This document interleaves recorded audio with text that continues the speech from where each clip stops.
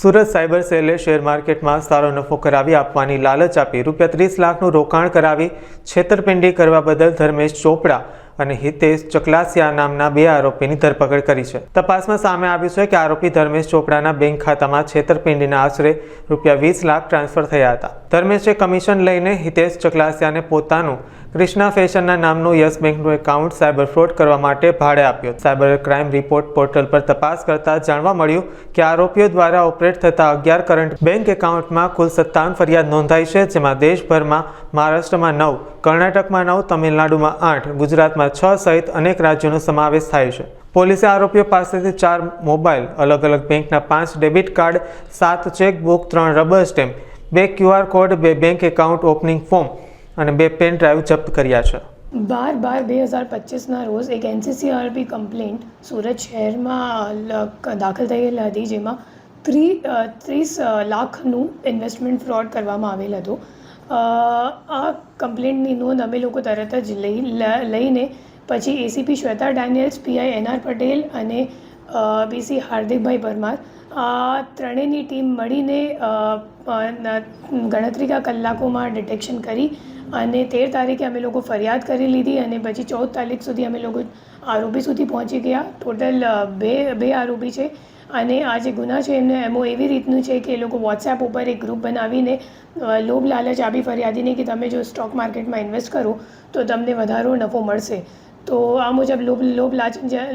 જ્યારે આપી તો ફરિયાદીએ અગાઉ થોડુંક ઇન્વેસ્ટમેન્ટ કરી પછી એમને જ્યારે વિડ્રોવલ માટે પૂછ્યું તો 3 લાખ સુધીનું વિડ્રોવલ સામેવાળાએ કરી દીધું। તો એમને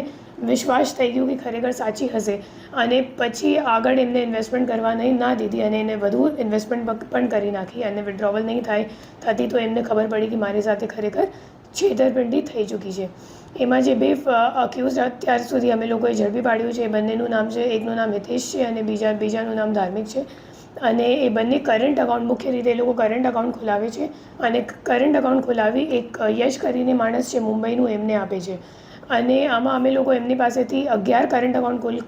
કુલ મળી આવેલ છે અને 11 કરંટ અકાઉન્ટમાં ટોટલ 53 કમ્પ્લેન્ટ્સ નોંધાયેલ છે અને 57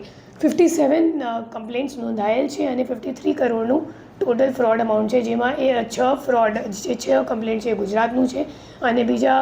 અધર રાજ્યનું પણ છે। એમાં મુખ્ય રીતે અમે લોકોને જોવા મળ્યું કે જે આરોપીઓ છે એમના ફોન ઉપર એક ચાઇનીઝ એપ પણ છે। એ જે ચાઇનીઝ એપ છે એ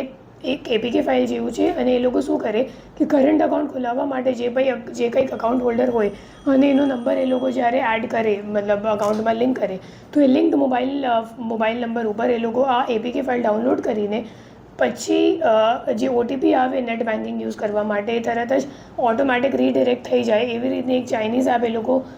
યુઝ કરે છે અને એક નવી રીતની એમો આ કામમાં સામે આવી છે, જેમાં ફક્ત એ લોકો વિક્ટિમ્સ નહીં બટ પોતાના જે ગેંગના લોકો છે એમને પણ એ લોકો એવી રીતની એપ ડાઉનલોડ કરાવીને OTP મેળવવા માટે યુઝ કરે છે। મેડમ, કામ શું કરે છે આ લોકો મોટાભાગે આ જ કામ કરે છે, કરંટ અકાઉન્ટ ખોલવાનું કામ અને અત્યારે એ લોકોનું આગળનું પ્લાન એવું હતું કે કરંટ અકાઉન્ટમાં શું છે, અગર એકસાથ ઘણી બધી અગર ફરિયાદો લોન્ચ થઈ જાય, NCCRP કમ્પ્લેન્ટ થઈ જાય તો પછી અકાઉન્ટો ફ્રીઝ થઈ જાય। તો આગળનું એમનું પ્લાન હતું કે હવે અમે લોકો એક ફિઝિકલી એક સાડીનું શોરૂમ અહીંયા સુરતમાં ખોલાવી લઈએ અને પછી બેંકવાળા વિઝિટ કરશે તો મોટી ટ્રાન્ઝેક્શન લિમિટ આપશે કરંટ અકાઉન્ટમાં અને પછી 50 થી 100 કરોડ જેટલી ટ્રાન્ઝેક્શન લિમિટ થઈ જશે તો કદાચ અઠવાડિયા 15 દિવસમાં અગર જો અકાઉન્ટ ફ્રીઝ પણ થઈ જાય તો એમનું મોટું કામ થઈ જશે વધારે અગર ટ્રાન્ઝેક્શન લિમિટ મળશે તો।